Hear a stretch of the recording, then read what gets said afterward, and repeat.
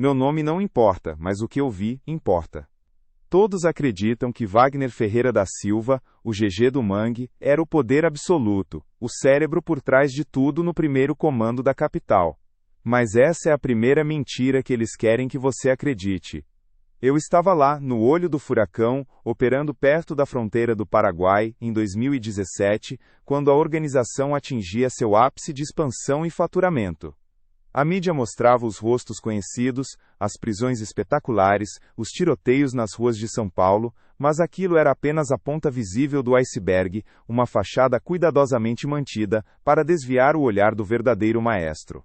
O que eu presenciei, a verdade que me foi revelada ao longo dos anos, é que havia uma mente por trás de GG, um poder tão sutil e implacável que ele conseguia controlar até mesmo os mais temidos, sem nunca aparecer nas manchetes. É difícil explicar a sensação de descobrir que tudo o que você aprendeu e temeu era uma elaborada ilusão. Eu, Marcos Cicatriz Ferreira, entrei para esse mundo por desespero. Uma dívida de família me empurrou para a periferia de São Paulo e de lá, para a logística de um império que movia bilhões. Minha inteligência para números e rotas me colocou em posições de confiança, me permitindo ver as engrenagens ocultas.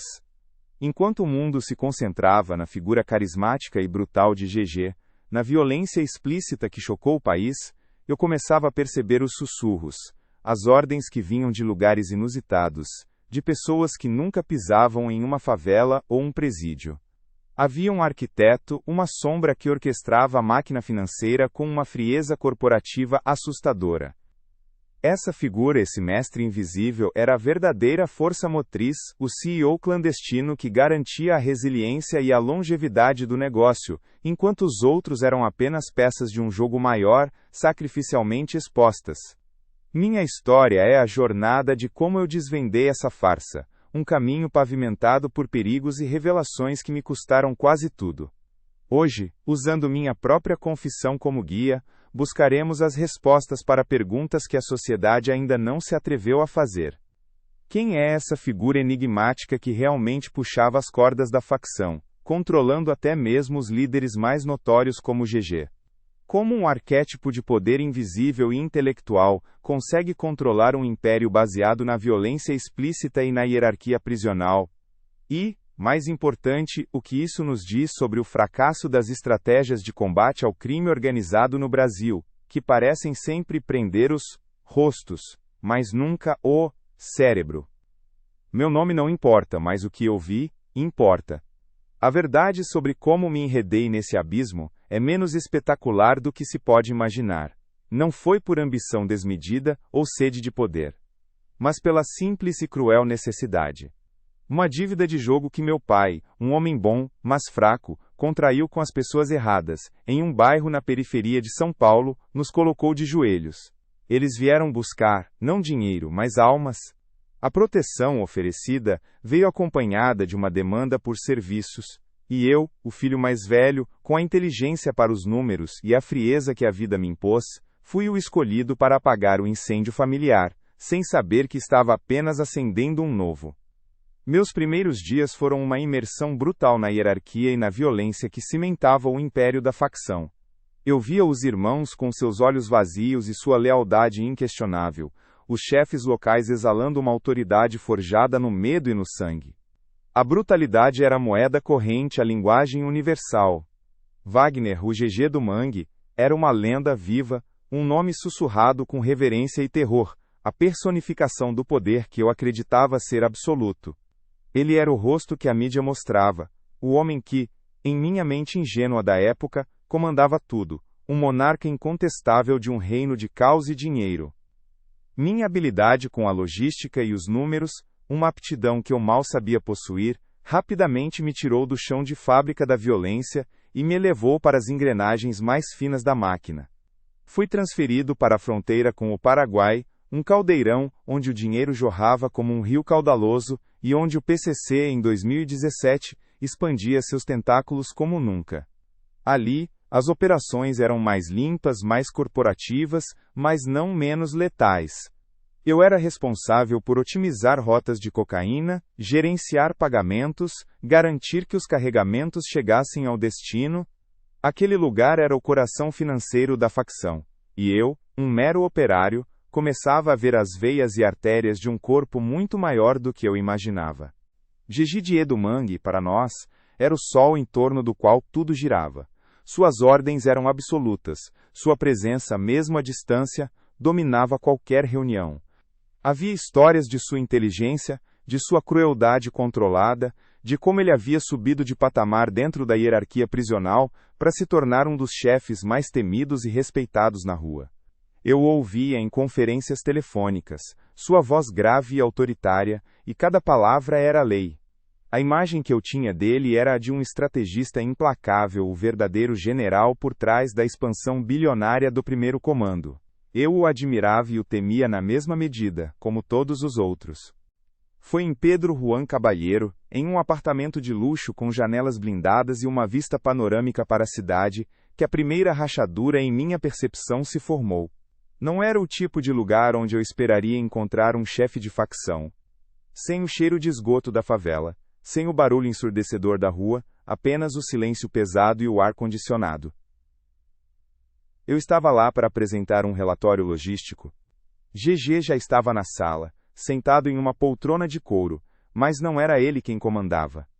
Havia outro homem, discreto, impecavelmente vestido, que se levantou para me cumprimentar com um aperto de mão firme e um sorriso quase imperceptível. Lembro-me daquele dia com uma clareza assustadora. Eu vi o temido GG do Mangue, o homem que todos tremiam, agir com uma subserviência que me gelou a espinha. Ele estava lá, não dando ordens, mas recebendo-as. A voz do outro homem, que eu viria a conhecer como o mentor, era calma, quase sussurrante, mas suas palavras tinham o peso de um comando inquestionável. Ele corrigia os planos logísticos de GG com a frieza de um executivo, apontando falhas em um gráfico de forma tão natural quanto um professor corrige um aluno. GG, o Todo-Poderoso, assentia, anotava e parecia genuinamente preocupado em agradar. Naquele momento, meu mundo virou de cabeça para baixo. A figura que eu via como o ápice do poder, o cérebro por trás de tudo, era na verdade um gerente de operações, um subordinado. A cena da subserviência de GG, diante de um mentor, plantou uma semente de dúvida corrosiva em minha mente. Se GG não era o chefe, quem era? E por que o verdadeiro poder se escondia tão meticulosamente? Foi minha primeira lição sobre a verdadeira hierarquia, um despertar doloroso para a ilusão em que vivíamos, e o início de uma jornada perigosa para desvendar a identidade e o modus operandi da sombra que realmente puxava as cordas de tudo. A cena em Pedro Juan Caballero foi um divisor de águas. Depois dela comecei a ver o mentor em tudo, mesmo quando ele não estava fisicamente presente. Suas ordens chegavam por canais indiretos, sempre com uma precisão cirúrgica, uma frieza que contrastava brutalmente com a paixão e a fúria que moviam os irmãos nas ruas. Ele não gritava, não ameaçava com facas ou armas, suas palavras eram como equações matemáticas, cada variável calculada para otimizar um resultado. Percebi que, enquanto o mundo enxergava o PCC como um organismo selvagem, movido à violência explícita e retaliações brutais, o mentor o via como uma empresa, onde cada problema era um desafio de gestão a ser resolvido com a menor perda possível. Ele era avesso a qualquer tipo de holofote, operando de escritórios discretos, movendo peças sem que ninguém soubesse que ele sequer existia, um verdadeiro CEO clandestino. Lembro-me claramente do caso de um desfalque milionário em uma de nossas operações de transporte. Um dos gerentes da rota desviou uma parte considerável do carregamento. A reação esperada era a mais violenta possível. Execução sumária, uma lição para todos. Mas a ordem veio de um mentor. Ele não queria um corpo, queria o dinheiro de volta e, mais do que isso, queria transformar o erro em lucro contínuo. O homem não foi morto. Em vez disso, o mentor calculou o prejuízo e impôs uma dívida eterna sobre ele e sua família. Aquela dívida nunca seria paga em vida, garantindo que o homem e seus descendentes trabalhariam para a facção, movendo mercadoria, operando rotas, uma escravidão financeira perpétua. Aquilo não era vingança, era uma cláusula contratual de servidão, uma frieza corporativa, que me fez questionar a própria natureza da maldade. Outro evento que me marcou profundamente foi a forma como um mentor lidou com um promotor de justiça em Foz do Iguaçu. O homem era incorruptível, uma rocha que parecia inabalável, e estava se aproximando perigosamente das ramificações financeiras da facção na fronteira. A solução óbvia na cabeça de qualquer um de nós seria o suborno ou, em último caso, a eliminação. Mas o mentor jogava em outro nível. Ele investiu semanas, talvez meses, em levantamento de dados sobre a vida pessoal do promotor, não para encontrar um ponto fraco moral, mas para entender suas dores mais profundas. Descobriu que a filha do promotor sofria de uma doença rara e caríssima, uma condição que drenava as finanças da família e a esperança do pai. Em vez de ameaça direta, o mentor agiu como um Deus invisível. Ele orquestrou um investimento anônimo em uma fundação de pesquisa médica que, coincidentemente, resultou numa nova terapia acessível para a doença da filha do promotor. O tratamento milagrosamente apareceu e a criança começou a melhorar. O promotor, sem saber a fonte daquela ajuda, sentiu o universo conspirar a seu favor, recompensando sua integridade. Ele recuou da investigação, não por medo, mas por uma súbita e inexplicável sensação de paz. Era a manipulação mais perversa que eu havia testemunhado. Sem violência física, o mentor controlou a vida de um homem poderoso. Não usou o medo, mas a esperança e a gratidão, provando que o poder real não grita. Ele sussurra e age nas sombras, sem deixar rastros, redefinindo o que eu entendia por controle. A lógica de um mentor, fria e inabalável, havia se tornado quase uma constante em minha rotina. Eu a via como uma aberração, sim, mas também como uma forma estranha de eficiência, um mal necessário para a manutenção de um império que de certa forma me protegia. Até aquele momento, as vítimas eram distantes, números em planilhas, ou figuras que na minha mente deturpada haviam merecido seu destino. Nunca imaginaria que a próxima otimização de riscos bateria à minha porta com a brutalidade de um soco no estômago, arrancando de mim a última centelha de complacência que ainda me restava. Foi quando a sombra de um mentor se estendeu sobre alguém que eu conhecia, alguém com quem eu havia dividido a poeira das ruas da periferia, que o castelo de cartas desmoronou. A ordem chegou por um mensageiro, um rapaz jovem e sem expressão, que mal me olhou nos olhos ao entregar o pequeno tablet criptografado. A mensagem era curta, direta, sem rodeios ou eufemismos. André precisa ser neutralizado. Problema de imagem. André era um amigo de infância, um pequeno traficante que vivia de bicos e de uma venda modesta em uma viela esquecida. Ele tinha se envolvido em uma briga banal de bar, uma discussão acalorada com o sobrinho de um vereador local, um contato que o mentor vinha cultivando para suas operações de lavagem. Não havia sido um assassinato, nem um grande roubo, apenas um desentendimento ruidoso que, na visão pragmática de o mentor, gerou um ruído desnecessário em sua rede de influência. Um risco calculado que precisava ser eliminado, não por vingança, mas por otimização. Meu sangue gelou, André. Meu André. Eu o conhecia desde os 6 anos, dividimos sanduíches de mortadela e sonhos impossíveis. A ideia de que sua vida valia menos do que a imagem de um político corrupto me revoltou de uma forma que a brutalidade explícita da facção nunca havia conseguido. Era uma frieza que transcendia a violência física, uma contabilidade macabra onde vidas eram apenas variáveis descartáveis em uma equação de lucro e controle. Senti um nó na garganta, um misto de náusea e um medo que eu nunca havia experimentado antes. Minha mente gritava em protesto, mas minha boca permaneceu selada, paralisada pela consciência de que questionar a ordem seria assinar minha própria sentença de morte, me tornando a próxima variável a ser otimizada. A execução foi planejada com a mesma precisão de uma operação logística. Não houve gritos, não houve derramamento de sangue desnecessário. André foi abordado em uma rua deserta no fim da noite, e a mensagem foi entregue com uma eficiência assustadora, quase cirúrgica. Eu não estive presente fisicamente no momento final, mas fui o responsável por coordenar a equipe de solução, como o mentor gostava de chamar seus executores mais frios. Cada detalhe, desde o horário até o local, foi calculado para minimizar a visibilidade e maximizar o impacto psicológico naqueles que pudessem cogitar desviar da linha. A ausência de emoção, a frieza profissional com que tudo foi feito, me assombrou mais do que qualquer tiro ou grito. Era a marca registrada de o mentor, o controle absoluto, mesmo na morte. Naquela noite, enquanto tentava dormir em meu apartamento blindado, o rosto de André se materializava no escuro. Não era o André sorridente da infância, mas o André que eu imaginei no momento de sua neutralização, um fantasma de todas as vidas que o mentor havia descartado como se fossem meros dados corrompidos em um sistema. O choque inicial deu lugar a uma verdade gélida e inegável. Se a lealdade de anos, a história compartilhada, nada disso importava para o mentor, quando se tratava de um problema de imagem, então a minha própria vida era tão frágil quanto a de André. Eu era uma peça substituível, uma engrenagem que poderia ser removida e descartada a qualquer momento, sem aviso, sem hesitação, apenas por uma questão de otimização. O medo, antes um sussurro distante, agora era um rugido surdo em meus ouvidos. Não o medo da morte em si, mas o medo da insignificância, de ser apagado sem deixar rastro, como se nunca tivesse existido.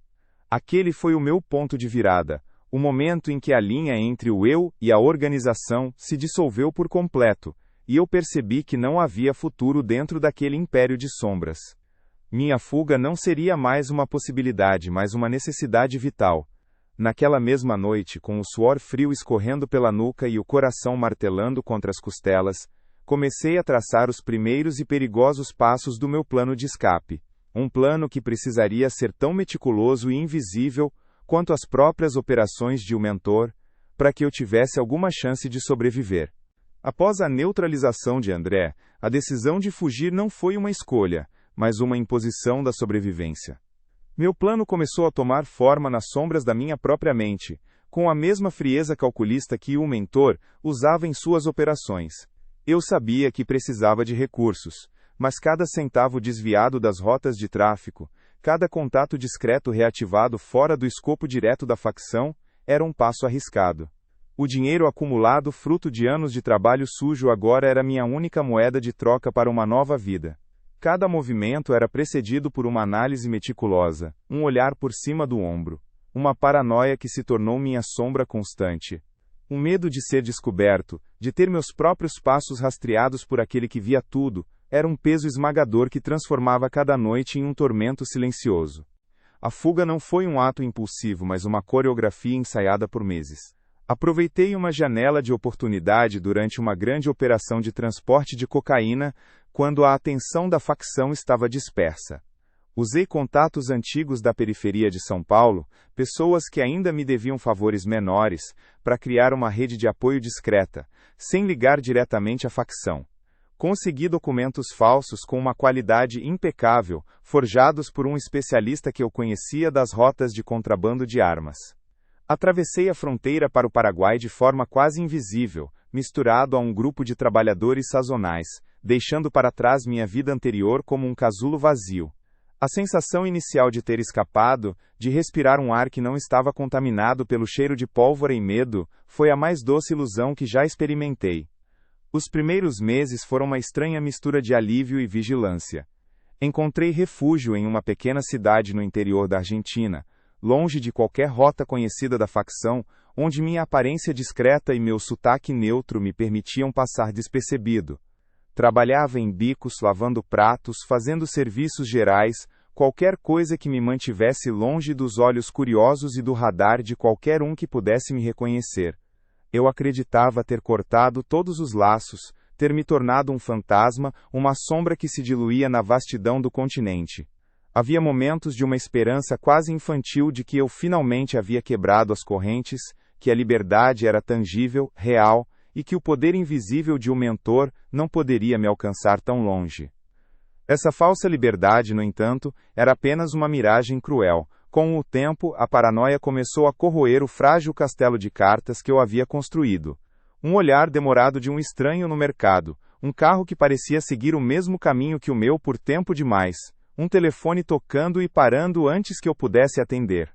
Pequenos sinais quase imperceptíveis, que se acumulavam em minha mente formando um mosaico aterrorizante. O mentor não operava com violência bruta, mas com uma rede de informações e um alcance que transcendia fronteiras. A verdade me atingiu como um raio. Eu não havia escapado de sua influência. Eu havia apenas trocado uma prisão visível por uma invisível, uma gaiola sem barras, onde o carcereiro era o meu próprio medo, alimentado pela certeza de que o mentor não esquecia, nem perdoava.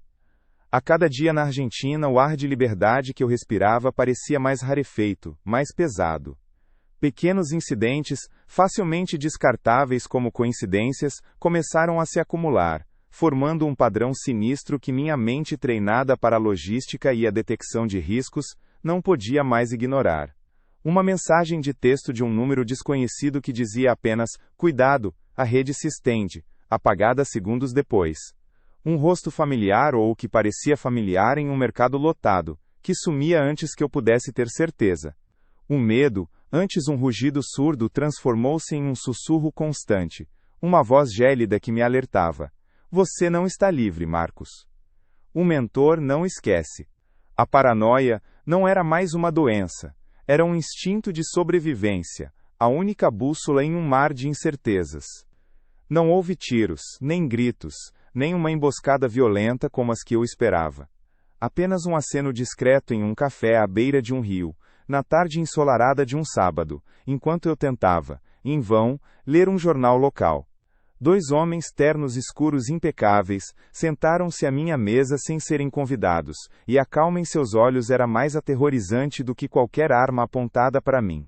Eles não eram dos tipos musculosos e tatuados que eu conhecia das operações de rua. Eram como executivos em uma pausa para o café, com um ar de eficiência sombria que me gelou até os ossos. Um deles empurrou um pequeno envelope selado sobre a mesa, sem uma palavra, e seus olhos fixaram-se nos meus com uma intensidade que me fez sentir nu, exposto. Abri o envelope com as mãos trêmulas. Dentro, uma única folha de papel com algumas linhas de texto, impresso em uma fonte fina e elegante, sem assinatura. A mensagem era curta, direta, e cada palavra era uma facada na minha ilusão de liberdade. Marcos, sua ausência foi notada. Não foi um problema, mas uma oportunidade. Acreditávamos que você precisava de uma nova perspectiva sobre a natureza do poder. Agora, você entende. Sua dívida de família não está quitada. Ela foi renegociada. Você é um ativo em quarentena, e sua existência, agora, serve a um propósito maior. Mantenha-se discreto. Não tente mais fugir.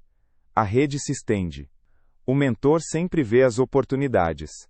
Naquele instante, a miragem da liberdade se desfez em pó, e o ar que eu respirava pareceu se transformar em chumbo.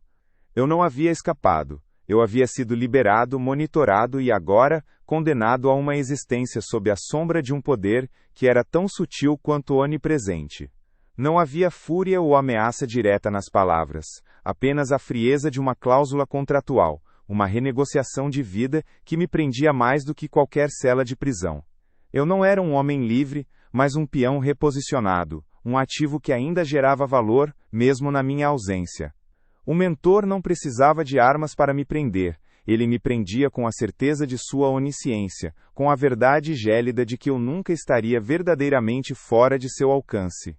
Minha vida se tornou um testemunho ambulante de sua onipresença, uma condenação silenciosa que eu carregaria até o fim dos meus dias, sabendo que cada passo era observado, cada respiração, monitorada. A revelação de um mentor não foi apenas uma descoberta sobre quem puxava as cordas, mas uma desconstrução completa da minha compreensão do poder. Sua filosofia era a da eficiência máxima, onde a violência era uma ferramenta ocasional, nunca a base. Ele não buscava a notoriedade de um GG, nem a brutalidade de um Marcola. Seu império era construído sobre dados, logística e a manipulação sutil das fraquezas humanas, transformando a lealdade em dívida e a esperança em servidão. Para ele, vidas eram números em uma planilha de riscos e oportunidades, otimizadas para o lucro e a longevidade da empresa. Essa era a verdadeira força motriz por trás do caos aparente. Uma mente corporativa, fria e desprovida de qualquer emoção, que via o crime organizado como um negócio a ser gerido com a mesma precisão de uma multinacional, sem jamais aparecer nas manchetes, sem deixar um rastro de sangue, apenas o rastro silencioso do dinheiro e do controle. É por isso que a guerra às drogas é, na sua essência, uma farsa cruel. Enquanto as autoridades gastam bilhões perseguindo os rostos, os GGs do mangue, os que ostentam poder e violência, o verdadeiro cérebro, a figura como o mentor, continua a operar nas sombras, intocável e invisível. Eles prendem os fantoches, mas o marionetista permanece livre, redefinindo as regras do jogo e garantindo a resiliência do negócio. Minha fuga foi uma ilusão, uma renegociação de termos, não uma libertação. Hoje, não sou um homem livre, mas um testemunho ambulante dessa verdade perturbadora, condenado a viver com a certeza de que nunca estarei verdadeiramente fora do seu alcance, cada passo observado, cada respiração monitorada. Minha sentença é esta: a falsa liberdade de um fantasma que sabe demais, um prisioneiro da verdade.